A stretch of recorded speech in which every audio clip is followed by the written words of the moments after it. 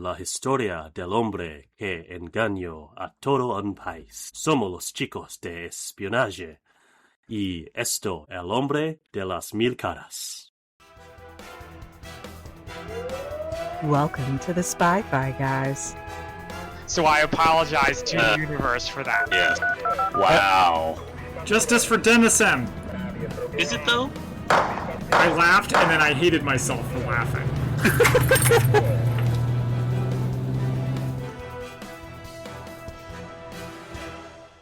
Hello and welcome to the Spy-Fi guys, where we cover spy facts, spy fiction, and everything in between. I'm Christian. And I'm Zach. And don't worry, the rest of the podcast will be in English. Also, please, any of our Spanish-speaking listeners, forgive my terrible pronunciation there. I tried my best, but I'm very basic on Duolingo for Spanish. Better than me, but yes, here we like to mix things up a little bit. And today we'll be mixing things up a little bit with our first Spanish language movie. Good, really? Oh, huh. Today we are covering El Hombre de las Mil Caras, which translates to the man with 1,000 faces, right? Or is it the man with 1,000,000 faces? 1,000 faces. Only 1,000 faces, which translated in English to Smoke and Mirrors. Yeah, that's the English title. It's not as cool of a title. It's an extremely generic title is what it is. Today is also special because we're recording in person. Which is only the second time we've ever done this. I think the first and only time we did it was for Spy Who Dumped Me. Oh, wow. There's an extremely early one. That was really early, yeah. So this will be fun. So how did this movie come across our radar? Because I just found it in our list, and I definitely didn't put it there. I didn't. Or maybe I did. I think you must have, because it's not something that I definitely don't remember putting it. But the premise that I saw on IMDb made me feel like it was enough of a spy movie that we could cover it. Sure. Having seen it, I guess we'll discuss. I'd never heard of this before until you mentioned it. I was like, oh, but my daughters are in a Spanish immersion daycare, and because of that, and also my wife speaks conversational Spanish, so I figured I should actually be learning some Spanish so I know if they're talking about me. That's a good idea. So I'm on Duolingo. I've got a decent streak. I don't remember which level I'm in now, but we're getting into different verb tenses and past participles, and I was like, okay. Did not help me, understand this, because they're really mostly speaking like Spain. Well, right. Yeah. Spain. Well, yes and no. We'll get to that, mostly. But well, they're from Mexico, though, right? Is that what? No. No, it's Spain, right? Yeah. Oh, he hides in Mexico for a while or something like that. Yeah, that's right. Oh, it's like Spain Spanish versus like South American Spanish. Yeah, exactly. So it's a little different. Well, yeah, Americans tend to be exposed to more Mexican Spanish, right? And I must say it's interesting because Spain is a major country in Europe. Mm-hmm. I feel like we never talk about it. No, not really. Unless people are going to Spain for like vacation or something. Spain. Yeah, I don't know. I mean, not compared to its neighbors like the UK, France, Italy. Yeah, that's a very good point. Plot synopsis. All right, so with that in mind, shall we jump right into this movie Sure, here? let's hear it. Okay, so as always, we have our poetry plot synopses, and as always, the spoilers begin right here. So you're going to see this 2016 movie. Here's your chance to tap out. So first, we have our haiku for, I'm just going to call it Smoke and Mirrors. Okay, sure. A very loyal niece. Fooling a country's not hard, nor is faking death. Okay, all right. That was my feeling after seeing it. Nice. And then here is the limerick. Luis is hunted by Spain, but in Paris he chose to remain. He first lost his honey and then all his money. He trusted old Paco in vain. All right. I feel like that covers the movie. That's good, yeah. Okay. But then finally, here is the IMDb semi-official plot summary. The story of a man who fooled an entire country. A tale of cheats and imposters taking its inspiration from true facts and from one of the most intriguing characters of recent decades, the spy Francisco Pesa. Is he so intriguing that we've never heard of him before? Maybe I had certainly never heard of him, but maybe he's a good spy. Good point. So we get into this. We start with your favorite, how they say that this is based on a true story. And this was a new one. This is a film inspired by real characters and events. Say fiction inspired by real characters. That's right. You said fiction, yes. Which totally sells the movie short. I'm going to give away a little bit of spy fact versus fiction. Okay. What happened in real life is pretty much what happens in the movie. Oh, okay. Give or take a few details. I think one of the details I found, and this is not big enough for spy fact versus spy fiction, but Louise's wife's name is completely different. I don't know why. That's what I was like, because I was trying, and we'll talk about this later. But I was trying to find her name because I just kept referring to her as the wife, and like, what is her name? And like, on his Wikipedia page, there's no mention of his wife. Like, I had to do some more searching. What his wife's name, and it's completely different than the one that's in the movie. But he did actually. He did have a wife. Yeah. Okay. Yeah, that's not mentioned on his Wikipedia page either. So the movie starts with a voiceover, and immediately, Christian, I felt like I had made a mistake. Oh. Because they talk so quickly in Spanish, and you have to read the subtitles. If you look down at your notes to write something, it's over. You're going to miss it. So I was like, this is going to be long. So that's why I type. I feel like, and I have it stacked. So I have the movie on top and my notes on the bottom. So if I can read, look at what I'm typing and also read the captions on the bottom. So you like sit at your computer while you watch it? Yeah. Oh, I just sit on the couch and watch it on TV. So yeah, we meet our main character, Jesus, spelled Jesus, which I appreciate. Who's a pilot. Yeah, and they're talking. He has a conversation with a guy, and I'm already confused. But I realize I'm supposed to be confused. I'm not supposed to understand what's happening right away. Before that, it starts with a voiceover from Jesus. Yeah. And there's like a quote, and then, this is not in my favorite quotes, but it starts off, and it gave me a different feel of what I thought the movie would be about. Okay. Oh, let me see if you can pull it up. You almost might say it's a story of lies. It took place at a time when the sky belonged to a select few, where there are no low-cost airlines. It wasn't like today. A plane was a plane, not a bus. Yes, that's correct. And I was getting the vibe of, what's the Tom Cruise one? American Made. I was expecting like something like that, or maybe like something really to do with flying in planes, or Catch Me If You Can, something like that.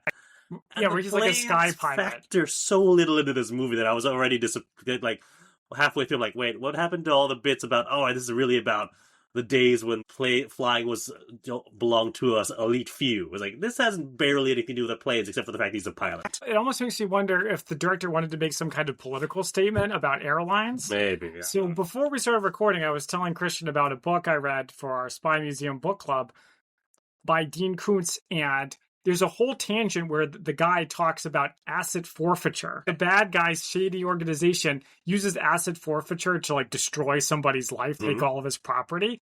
And there's multiple pages where they explain how it works. And it felt like the author just wanted to say he doesn't like asset forfeiture and put it into his story, even though it doesn't fit at all. That's funny. But yeah, you think it's going to be about airplanes, which I was on board for. Yeah, I mean, that got me more interested than I was initially already. But then, and you even start with like a shot of a runway and that, and a plane landing on a runway. It was like, oh, that's cool, and then none of that plays out really. Well, the initial conversation, even though it confused me, I did like it because they said good, mysterious things.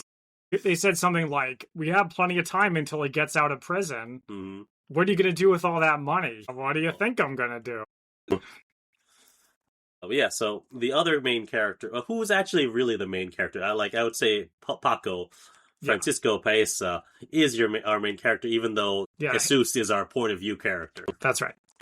They were involved in handing over the most wanted fugitive in the history of Spanish democracy. Wow, that's a good start too. But this is also the last time that Paco and Jesus see each other, and that he would be dead in a few months. So that was in 1995. We go back in time to Varsovia, 1986, where there was an arms deal going on with the ETA terrorist group. Have you ever heard of them?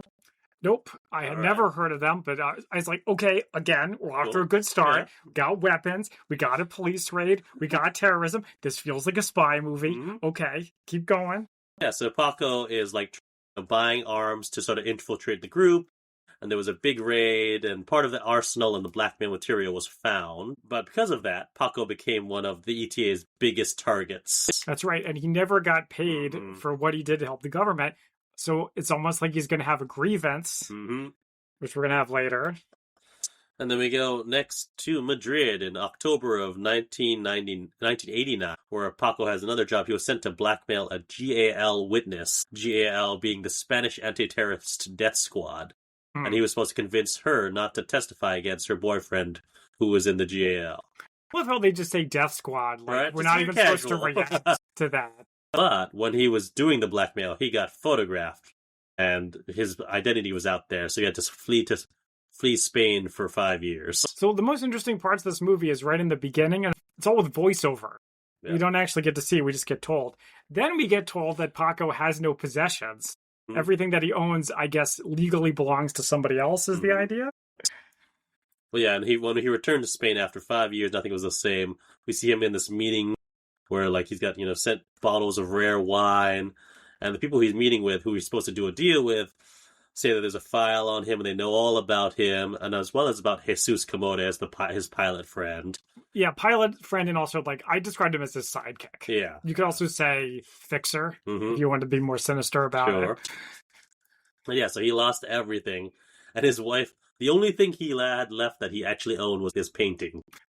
Yeah, I want to talk about the painting. Maybe we could talk about it at the end. The painting keeps appearing, and if this were like literature or some kind of advanced avant-garde film, I would say the painting represents something, but instead it's just a dangling plot thread. Yeah, so next we go to the biggest deal of his career, which is Luis Roldan, who was a Spanish police commissioner. I guess of the whole country. Yeah. Not just one city. Yeah. And so he's meeting with Paco because he's got a problem with a Swiss bank, which Paco can help with for 1 million. What was their currency? It was like pesetasas or something? If it's anywhere close to $1, it's a lot of money. Yeah. And I have a dad joke here. They hired him to save him some money. Get it? But yeah, so some information is about to come out about Luis. And so Paco can help him and help him keep all of his properties. But Paco says that Luis and his wife, whose name I talked about earlier, it's hard to find. Neve, I think. No. Nieve, maybe? Where'd it go? Naive. Paco says that they should leave the country because the Minister of the Interior is going to want them to testify. And so they leave to France and stay in one of Paco's apartments in Paris. Little do we realize that this is going to be the whole movie right here. But Paco is very good at what he does, though. He even organizes an anniversary dinner for them because they happen to be leaving on an anniversary. And even gets the wife a gift on behalf of Luis. Yeah, he's totally on it. Mm-hmm. But again, it makes me wonder, like, what's the deal with this guy? Where did he come from? How does he know all these people? Well, we were told that he's like a former secret agent, or a spy for Spain. So presumably throughout all of his career, he's developed all these contacts and all this. Yeah. We're never really told about it. We're just left to assume. This reminds me of the group from Munich. Do you remember the French group? Oh, yeah. Yeah, where they can do everything and they know everybody. That's right. Even though they're not actually backed by any government and they just do what's best for them. That was the family that was headed up by Drax from Moonraker, right? Yeah, that's right. Yeah. All right, so then we see them at Luis and his wife on their anniversary dinner. Luis's wife reveals that she's pregnant, and then we see that Paco's plan to save Luis's homes involves another guy, Americo Castorelli, who's a shady investor, almost lawyer, alcoholic. Did you really try to keep track of all this stuff? Kind of. This is where the movie turns into like The Big Short, or one of these other financial movies that... Sure. Well, okay. No, I didn't keep track of this moves to this. No, I was like, all right, the main thing we want to take away is that he's involved in moving all this money around. Yeah, with a bunch of shell corporations. Exactly. People move money. And I did like how he talks about there's the guy, and then he has a slave, and then the slave has a slave, and then the slave of the slave also has a slave. That was interesting. Yeah, so it's all buried in loans and transactions, but essentially they still have, own the property. They still have access to the property in the end. Now, Luis is in hiding, and he wants to do an interview with El Mundo, who's one of the national papers of Spain, to try to clear his name, but also make clear that he has intel on everyone. Yeah, this is getting interesting, too. Yeah. We see these news reports talking about Luis's deal, and Luis has this interview, and while he's being interviewed, his wife is in the other room, and, Paco's talking to her, and she's drinking a lot of wine for a pregnant woman. That's what I was like, should she be drinking? Yeah, it did not even occur to me about that. Yeah. So, yes, Paco talks about how he has all this dirt, and he's accused of embezzlement. And I didn't realize it until right this second while we were talking about it, but the movie doesn't follow up on this. Spoiler alert for the end of the movie, he did the crime, and he goes to prison, and that's the end of it. This is like, so I guess he was in fact a criminal. What did he know about the other people? Did the rest of the government, was it in on it? I was expecting some big conspiracy, but no, it's just this one criminal guy. No. Well, yes and no. We'll put a pin in that until later. Yeah, so there's a female judge who's apparently going to call on Luis to testify, but Paco says he can help his wife, or he can help them disappear for a while, but she wants to testify. But Paco also says that there's a new police commissioner who'll be appointed soon, who'll be able to access all of their Swiss bank accounts. So they will lose access to those. So they need to trust Paco. So he'll take the money. Did you see this coming, by the way? What? That Paco was just going to take it? Not really, no. Oh, really? I don't know. I wasn't sure. I was never sure of his loyalties. Towards the end of the movie, I became more sure that he was going to stab them in the back. In the early part of the movie, he does seem more trustworthy. Yeah, over here, I think he seems very trustworthy. So, not at this point, not at this time. But yeah, so Luis is starting to have doubts, and also the wife figures out that Paco is the one who got her the earrings and not Luis. So she agrees to transfer the stolen funds to another account, and then they'll keep the suitcase with the blackmail material safe. Right. Paco wants it as well, for his own reasons, but they're not going to give it to him. And Luis and Nieves won't see each other for a year. She's sent to prison in Rieva. That was crazy. With prisoners that her husband had sent there when he was a police commissioner. That's really interesting, but again, nothing happens. They specifically say that she was not that didn't affect her at all. Yeah, come on. I feel like later you see her and she has what looks like a black eye. Was I just imagining things? I don't remember that. I remember that scene, but I don't remember her having a black eye. Luis is sent to another safe house. Americo goes to one of the other houses and steals a passport from the person who legally owns it at this point. And is doing some sort of deal, transferring money all over the world, back and forth to help launder it. Right. It ends up in Singapore, where it stays for most of the movie. Yeah. And so Luis and Paco talk about where the money is. Luis doesn't entirely trust Paco, so he wants to set his lawyer to check it out. But I don't know if he ever actually does. But he asks about his wife. She says and Paco says she's doing okay. And then I like this part. He says, I want a TV, a VCR, and this list of movies. And I'm disappointed we never find out what the list of movies is. Something we seem to have a lot with this movie. Yeah, they keep on teasing us with something more interesting than we get. But I like that he was thinking ahead. Yeah. And I must say, he doesn't seem especially concerned about his wife, who is in prison. Because he really seems to care about her. Yeah. They say that a few times. Yeah, so we get some more news reports that are spread throughout this movie. So these ones are all about his disappearance. Is this the part where there's all the people who look like him that keep getting arrested? Yeah, there's that. But they also talk about how, I didn't understand this. I need you to explain it to me. If I can. His embezzlement was going to bring down the whole Spanish government. Yes. They say something like someone's political career was getting upended. Destroyed because of it. There was one specific guy who, before he disappeared, Minister of the Interior, was on the phone with him, and he guaranteed to him that he could help testify and all that stuff, and then he disappeared. So because of that, his whole career went down. Okay, so this is getting good. The beginning of the movie, all right, we're moving. Stuff's going on. And then we see 2 months later, Paco is visited by some investigators who've been looking into Luis's disappearance. There's reports of him being sighted all over the world, and then the investigators know that Luis visited Paco's office right before he disappeared, because Jesus Camorra, who's our point of view character, saw Luis coming out of the office and told someone at a family wedding, but didn't realize that the person he told to was a police officer's wife. And so that's how they know about that. And then we also find out that Luis, even though he was told not to use the phone in the Paris apartment, used it 3 times, once to call his mother. We don't know what the other 2 times were. Yes, that's right. The investigators also know about Americo. Well, during one of his many trips, he had a delayed flight that was delayed for 5 hours and starts drinking. This part is so strange. It feels like an advertisement for Jägermeister. Which maybe it could be. When was the last time you had Jaeger? So, funny story. Okay. Story time. when I graduated from college, Yeah. I only had a temporary job lined up, All right. which was working for 3 months. I think I might have told you about this, at a residential treatment facility for emotionally disturbed children and teenagers. I vaguely recall this. Yeah, so picture more like a summer camp. Actually, it reminded me of The Village from The Prisoner, where it was nice, but you couldn't leave. Yeah. And if you tried to escape, there's nowhere to go. Yeah.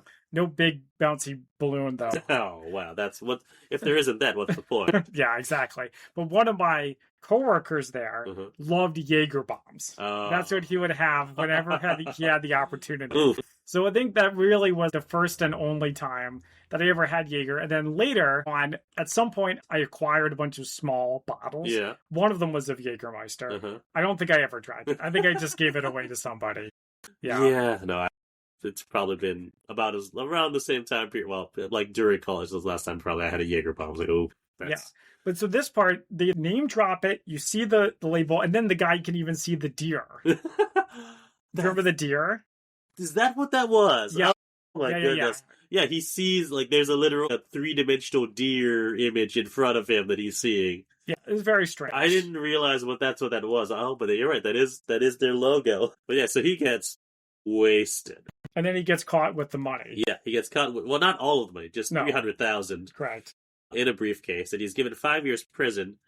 But it would have gotten 15 if he didn't report about the deal he did for Luis and Paco. See, I'm already confused, but like the deals and the money and who knows what and where. Come on, guys. So at this point, it's really just Americo's word that he did a deal for them, so they're still need to investigate it. But yeah, the investigators say that they're going to try to freeze Paco's accounts. So Jesus is helping Paco move out. And Paco doesn't say anything about, the mistake that Jesus made about telling someone. Luis meets with them and Paco suggested that he brings in outside help, an international association that can help him. Yeah, kind of like the group again. Yeah. But Luis doesn't like it, and then they drive away, but they're being followed. So this is some good spy stuff. They get followed, someone tries to break into his house. He looks through the people while they're leaving into a different apartment, which turns out to have an old lady in it. So what's up with that? Maybe he just imagined that people are paranoid. He wants bodyguards, or Paco wants bodyguards. Well, yeah, he decides to bring in the hired guns, the international organization. Yeah. Mm-hmm. So they're transporting Louis to somewhere else. Right. And they have a stop, and Paco gets out and grabs like a gun from the glove compartment. And then for what godly reason, Luis decides to get out of the car too. Mm-hmm. He almost gets shot for doing this. And Jesus grabs like a second gun from the glove compartment. But they all get them to stand down. I mean, I think it's pretty clear that Luis isn't really the best decision maker in the world. No. People they're meeting with are the international organization, the hired guns. And they said they'll take Luis, and only they will know where he's going. They'll have no more contact with Paco. Right. And so he says, tell my wife I'll wait for her. And then Jesus, as they're driving away, asks Paco about the $1.5 billion. And Paco just shrugs it off. It doesn't matter. Whatever happens to that. We already have our money. And Luis is a time bomb. So we want to be very far away when he goes off. Yeah. Well, he probably knew that eventually the police would find that money. Yeah. Yeah, he's always one step ahead of everybody. So the next, we get a title card here for Dracula's coachman. And I'm like, oh my god, don't add more characters. Especially not supernatural ones. Yeah, that too. Well, I was like, okay, it's going to be Jesus, because Jesus drives people. He's a pilot. No, it's someone else. 3 months later, Jesus is flying a plane. He seems to be a commercial pilot. Yeah. Yeah. It's probably his day job. So Paco calls and says, we need to be... So in Madrid, the Minister of Justice meets with Paco's lawyer, and he says, I can help you, but I want the charges dropped about GAL ETA if I'm going to cooperate. And he can get Luis back to Spain for 300 million, whatever the currency is. Yeah, denaries or whatever. So Paco sends Jesus to do a drop in Germany to make contact, files in a copy of the Financial Times, which I like that. So did you like the coachman is revealed to be Belloc? Was that Belloc? Yeah, wasn't that his name? Belloch. I thought he was actually the actor. No, not the actor, his name. The character's name was Belloc. I didn't catch that. Yeah, Oh, I that's think fun. so. Yeah, so we get some spy stuff with the newspapers. Yeah. I like the quote where the guy was like, "If you value your life, you won't follow me," or something like that. And he's even given like a code for. He says a code phrase. Yeah. And they're like sit next to each other, don't look at each other.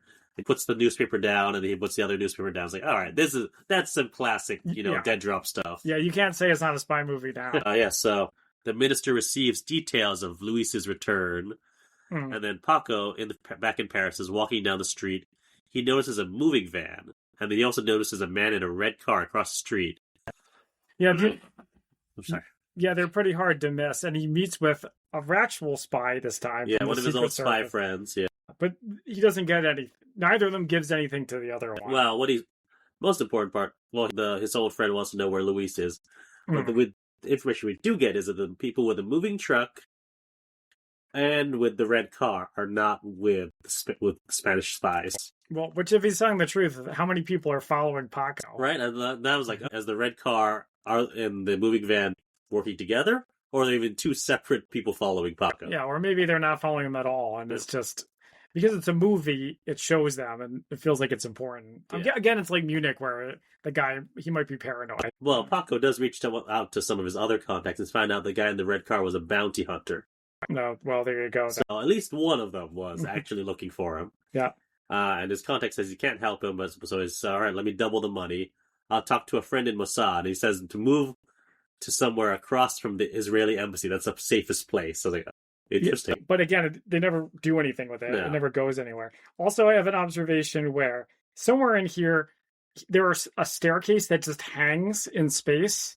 Do you know what I mean? No. So picture a room, and Yeah. there's stairs that go around the exterior of the room, but there's no holes holding it up. Huh. So it looks like it's just hanging. In my college, there was a staircase like that, and Yeah. it freaked me out because I felt like it was just going to fall as soon as you walked on it. Yeah, so we see Jesus, watching some TV and falling asleep to a documentary about the orchid mantis, which, mimics the appearance of the orchid, but then captures its prey. And as he's watching it, he starts to realize a trap is being sprung around him. Right. So he goes to visit his son in his ex-wife's house, and goes looking for some old photographs from the wedding, which was mentioned before. Suddenly, I long for the American movies where they constantly reiterate what's happening. After literally years of complaining about it. And me reminding you that, audiences are goldfish and need to be reminded stuff. Now you accept my points. I'm the goldfish, as it turns out. To be fair, it took me a while to figure this out. He sees someone in the photograph who he recognizes. Mm. And who he recognizes was someone who worked for, supposedly, the international organization. Oh, okay. But he saw him at the wedding that they were both at. Mm. And so he goes to find the guy, tails him, and then as he's trying to tail him, gets surprised with a knife to his throat. And then reveals who he is. And so Paco is into his new place across from the Israeli embassy in Paris. And Jesus visits him and shows him the photo and confronts him. And he says, "Oh, let's go outside." He's like, "I'm sorry, what? Go outside." He says there are microphones in here. Yeah, that's right. Yeah. So they go to the roof and says, "There's no international organization. It's just been you this whole time. Where is Luis?" And then Paco says, "I can't tell you. You talk." Yeah, that's right. Like the IMDb entry said, it's all about people betraying each other. Yeah. So Luis's minder sees that Luis isn't in a safe house, that he's not responding. There's an open window. And out on the balcony, we see, this is a well-done reveal. You just see feet out there. So I definitely thought he was dead. Oh, really? Yeah. Okay. I thought he killed himself and was lying out on the balcony. But nope, he's still alive, and he says that he was going to do it, but he couldn't go through with it. Mm-hmm. Yeah, he's so sad throughout most of the movie. There's a couple of emotional scenes with him. Yeah. Where he's like, "I can't do it." But he's like, "Am I a bad person?" Mm-hmm. Yes, he is. So Paco is told that this happened, and Jesus comes with him to see where where Luis is.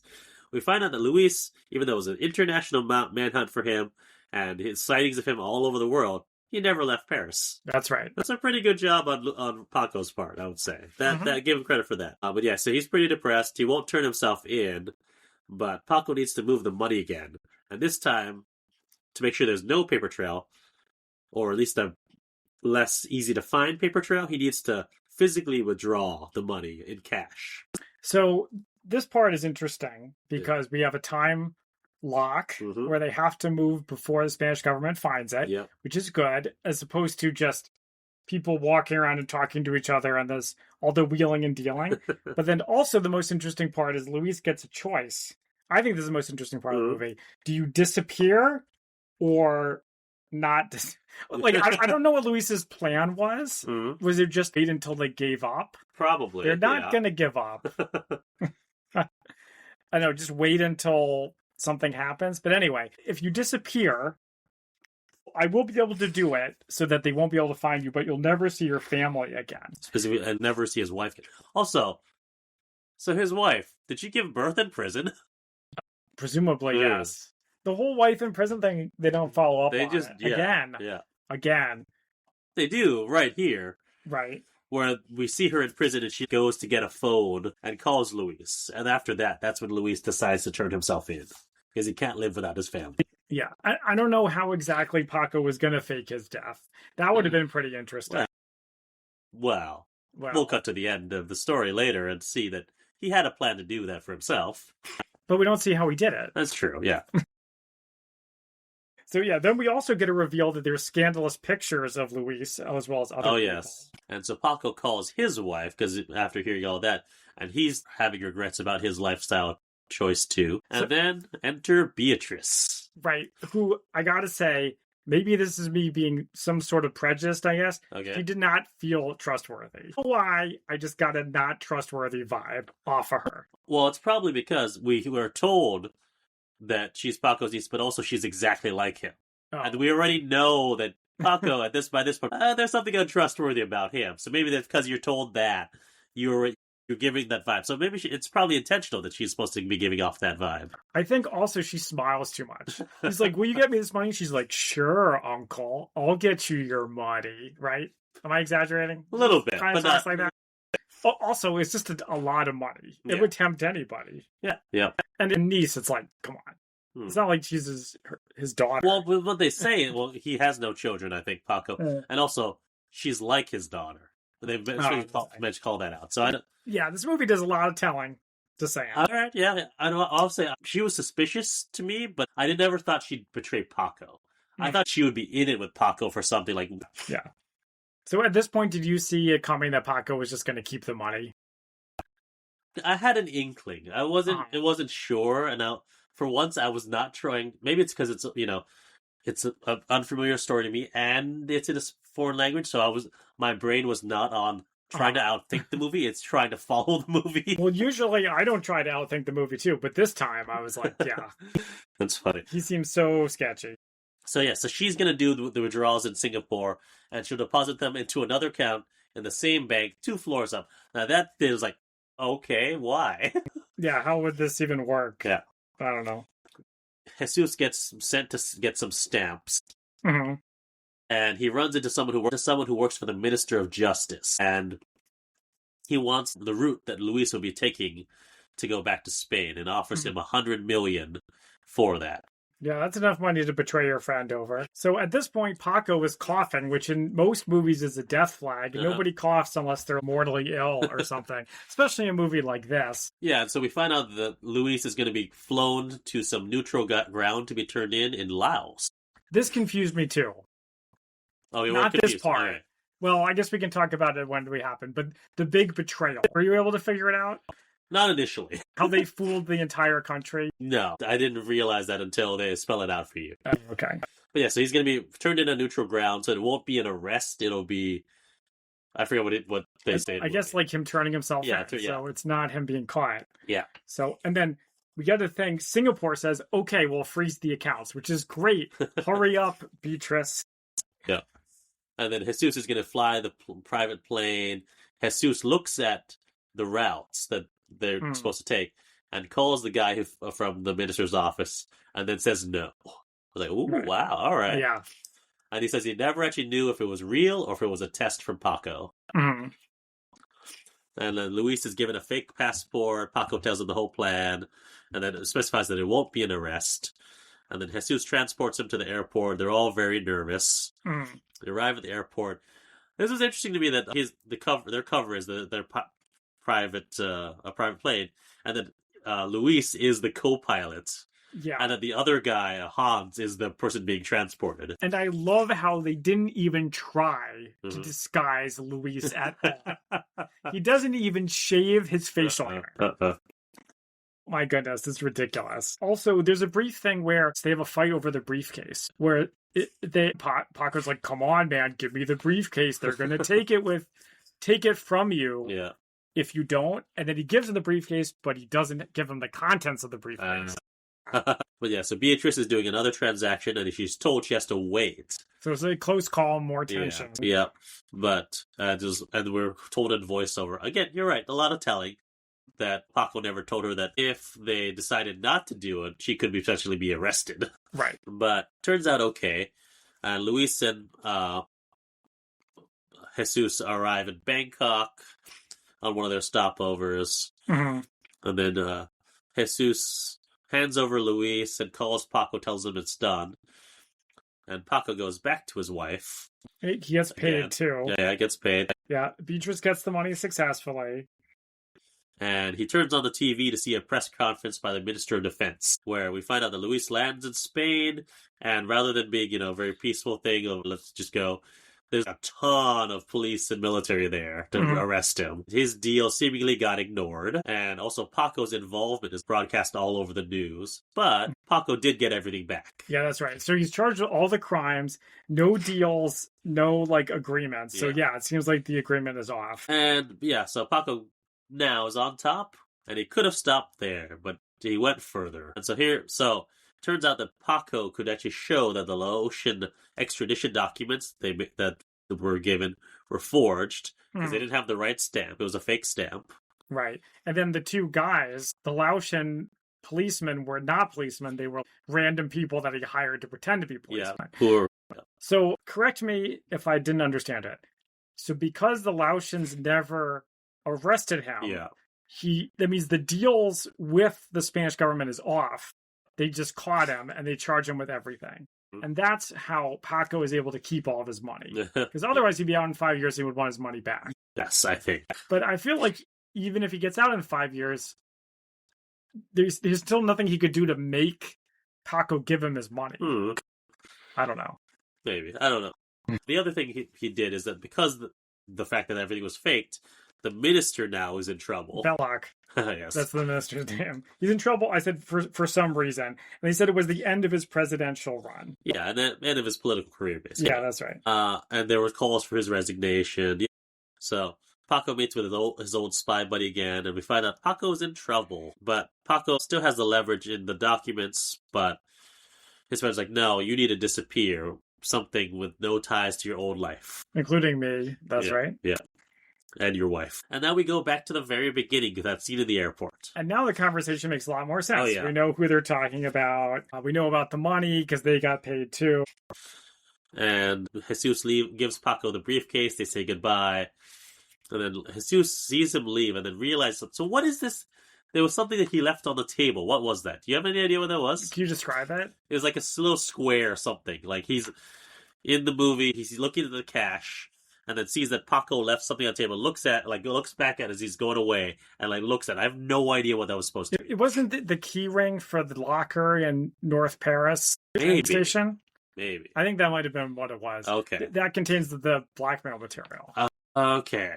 All right. Maybe. No, well, I don't know. The key looked different.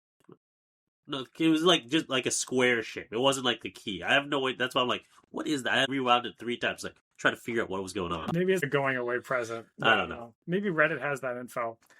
But yeah, so they said that he died in 3 months. And did you think he was actually dead? No. Yeah, I even wrote Paco dead for real, question mark? I don't think so. Well, at first I was like, oh, interesting. Okay, he died. That's very quick. So, I mean, it seems like there's a lot of people who would want to kill him. Yeah. And flowers were delivered to, Paco's wife. We find out Luis was sentenced to 30 years, but served 15. And Americo died a week. Once people started dying, he's definitely still alive. Yeah, started dying for real. Yeah. So Americo died a week after it was released, and then one of the other guys who they're working with, Pirard, apparently calls up Jesus and says that he accidentally called up Paco's phone and got a voicemail. Why would a dead man's voicemail still be working? I don't know. Nobody bothered to turn it off. The Space Jam website is still working. I feel like that's a pretty good comparison. Gerard was found dead not long after that. So let me rewrite the movie. It's been a long time since I rewrote the movie. How do you feel if it had ended with Luis dying? He's like, I'm the last one left. He's in the room with the shotgun.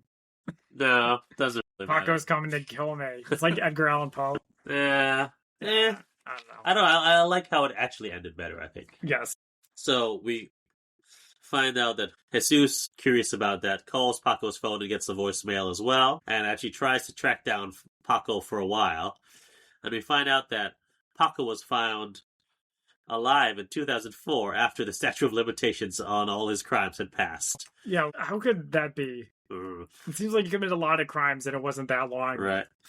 But he never did call Jesus again. That's right. And with that, our movie ends. Right. But what's the deal with the painting? Oh, I don't know. They never explain it. Anyway. Okay. I think it's just supposed to show how much he had lost, that he had basically nothing, except for that painting. Yeah. I felt like the painting must have meant something to him, that he kept it around for so long, but why? Yeah. Again, if this were like literature, the painting would represent something like his soul, Marcellus Wallace's soul. Spy fact versus spy fiction. Anyway, so now it's time for spy fact versus fiction. Would you like to go first? Sure. Since I've only got one thing, I didn't end up having a lot of time to do a lot of research, but the part in Allemand, which is Germany, they say Allemand in the captions, but that's Germany. Yeah, like they say that like they're expecting us to know what it is. Yeah. Well, mainly because in Duolingo, when they're talking about different places, I learned what Germany is in Spanish, so that's why. Oh, there you go. Nice. But the part with the newspaper reminded me of a book that I've had for a very long time. Gosh, I think that's probably around 2004 or 5. It's called A Handbook for Spies by Wolfgang Lotz, who's a former... Wolfgang Lotz? You mean the man without a face? Maybe. Isn't he in the Spy Museum? The name sounds familiar. No, I think you're thinking of... something else. Yeah, something else. Marcus Wolf? Yeah, that's right. Yeah. Wolf was in there somewhere. Yeah. Well, he wrote this book called Handbook for Spies that I got from the Hawaii State Library, and I read a bunch of times, and I've got a copy myself. But there's a quote here. He says, "I've always wondered why they make us signal with newspapers. The opposition might get many a pointer by just observing people who fiddle with their paper. But they use this more or less the same signals, and I soon fell into the habit of suspecting anyone who was using his newspaper for anything but reading." Like swatting a fly? Well, putting it down somewhere and all that sort of stuff. Because it's a lot of movies, too. You have that thing where they'll put the newspaper down and grab a different newspaper or stuff like that. I've seen that a million times. Yeah. So, but that just reminds me, I was like, and this book was written in, 1980. Yeah. So I'm sure we've talked about this before, but I wonder what Wolfgang did when people stopped reading newspapers.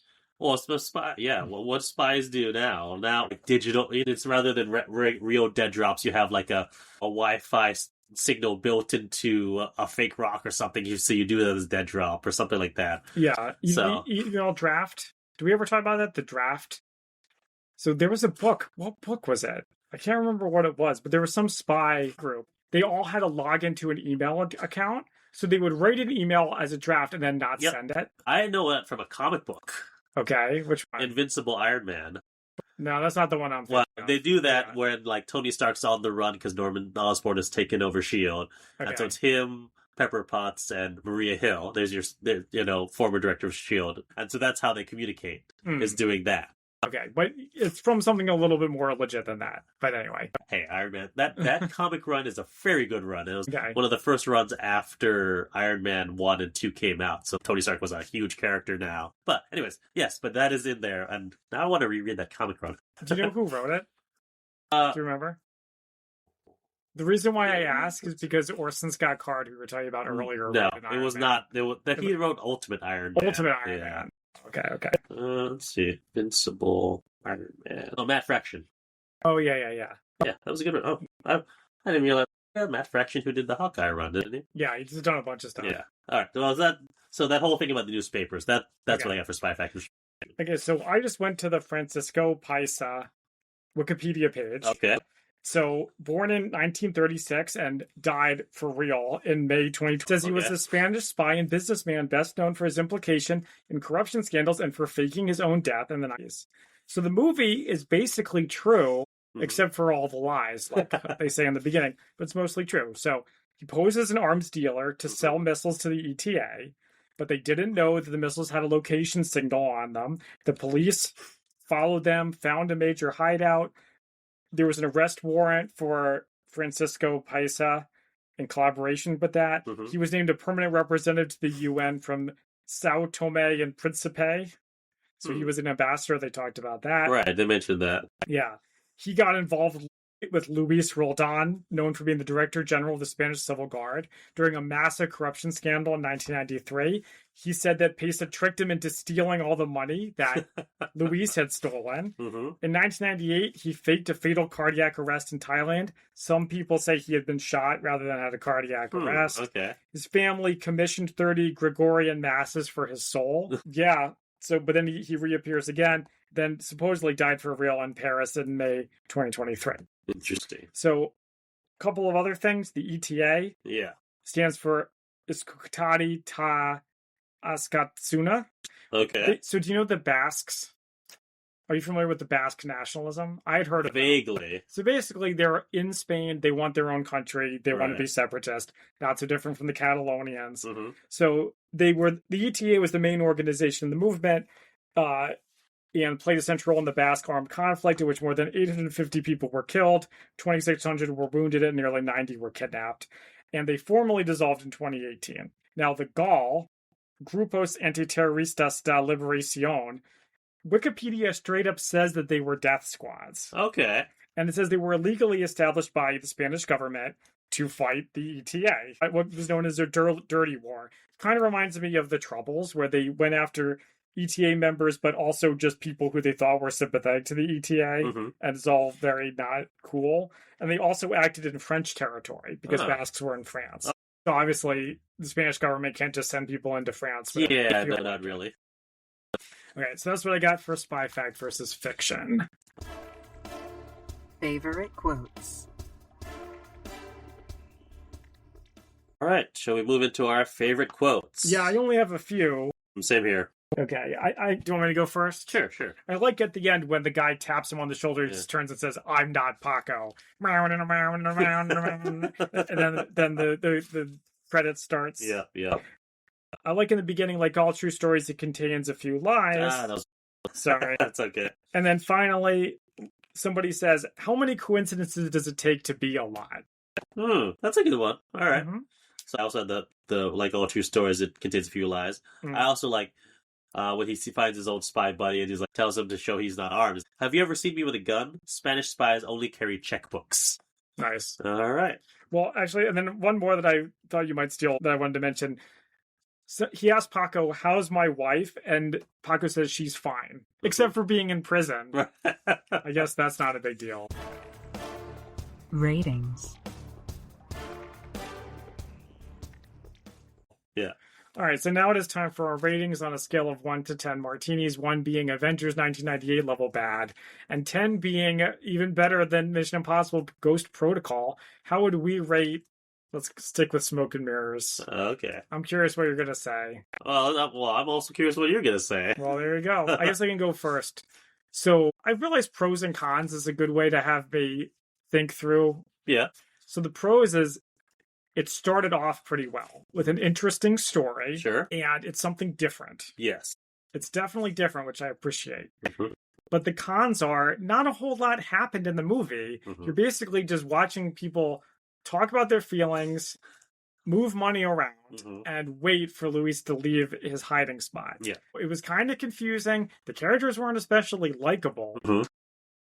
And it was too long. There wasn't enough story for the 2 hour length. halfway through, I was like, when is this movie going to be over? And then the twist at the end also wasn't that good. So even though it's foreign and even though it's new and different, there wasn't enough to save it. Sure. I do consider it to be below average. I'm going to give it a 3 out of 10. Wow. 3. Yeah, sorry. All right. No, I mean, yeah. It didn't do that much for me. Fair enough. I was expecting low. I wasn't expecting that low. That's why I was surprised. Like you said, there is interesting stuff, but it's not enough interesting stuff. And also, I already talked about this at the top, the fact that you start off with an intro about when planes were not buses, they were planes, and the sky belonged to a select few.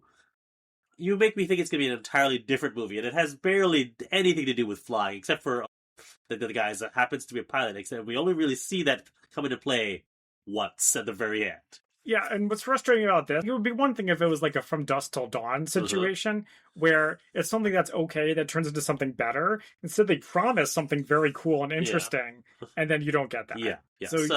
So, 5 out of 10 martinis. It's fine. It is a story that we've never heard before, so that was interesting, but I don't know if I would actively go out of my way to find this. I certainly wouldn't recommend it to other people. And also something I wanted to mention is the meat of the story is, like I said, The Big Short, people moving money around.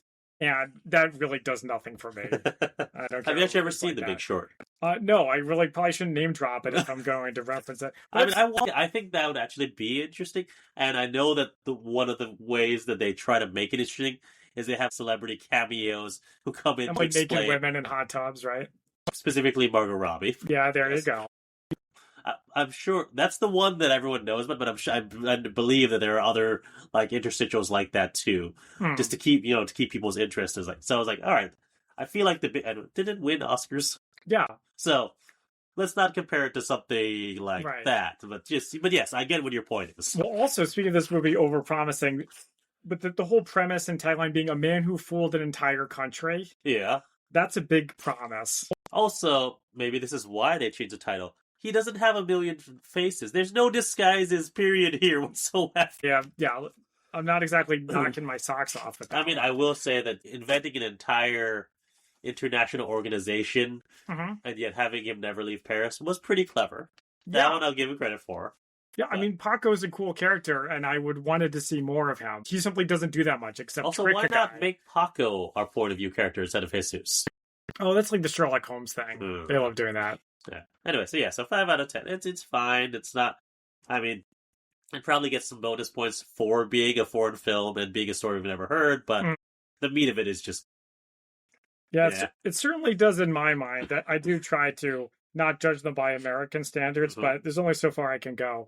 Well, thank you all for joining us. You can find us on social media at the Spy-Fi Guys on Facebook, Blue Sky, YouTube, and Instagram, and our merch store at redbubble.com. Until next time, I'm Christian. And I'm Zach. And we are the Spy-Fi Guys, signing off.